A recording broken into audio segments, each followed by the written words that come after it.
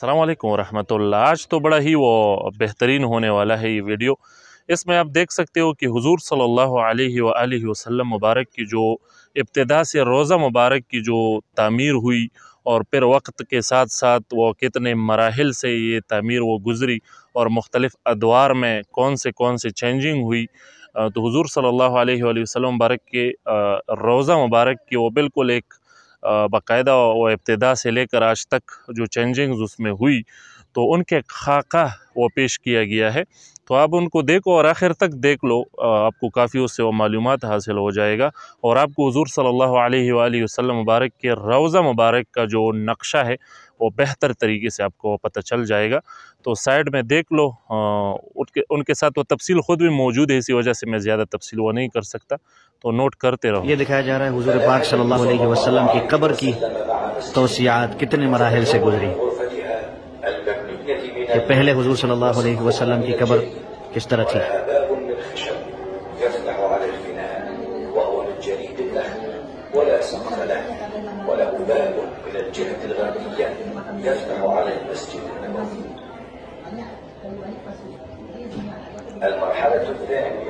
दूसरा मरहला हुज़ूर पाक सल्लल्लाहु अलैहि वसल्लम की कब्र मुबारक पर पर्दा लगाना, जो आयशा रज़ियल्लाहु अन्हा की तरफ से लगाया गया था।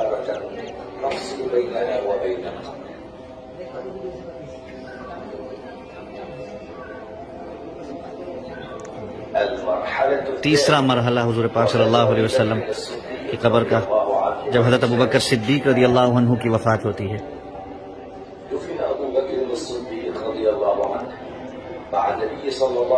जब उनको हुज़ूर पाक सल्लल्लाहु अलैहि वसल्लम के पहलू में दफन किया गया तो हज़रत आयशा रज़ियल्लाहु अन्हा ने पर्दा थोड़ा सा आगे किया।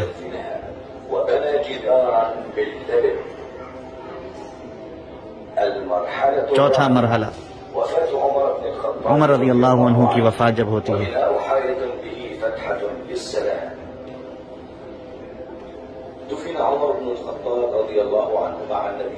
हुज़ूर पाक सल्लल्लाहु अलैहि वसल्लम के पहलू में उनको दफनाया गया और हज़रत अबू बकर सिद्दीक़ रज़ियल्लाहु अन्हु के साथ। हालांकि वो नामहरम थे उम्मुल मोमिनीन के लिए, तो उन्होंने दीवार बना ली उम्मुल मोमिनीन आयशा रज़ियल्लाहु अन्हा ने।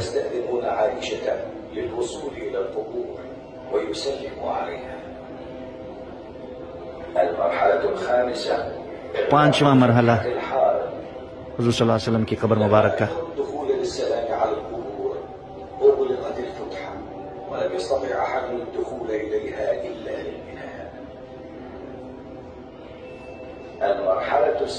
छठा मरहला उम्मुल मोमिनीन आयशा रज़ियल्लाहु अन्हा की वफ़ात और दरवाज़ा हुजरे का बंद कर दिया गया। फिर उसके बाद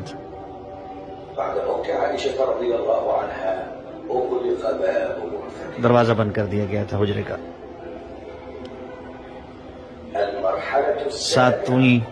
सातवां मरहला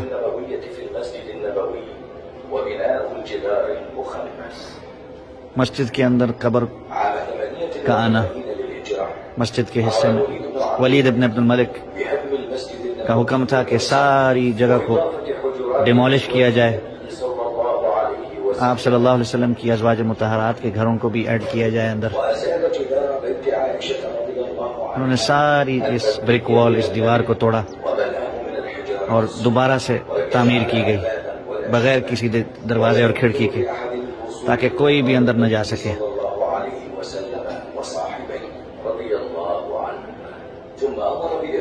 उसके बाद एक और मजीद दीवार बनाई गई।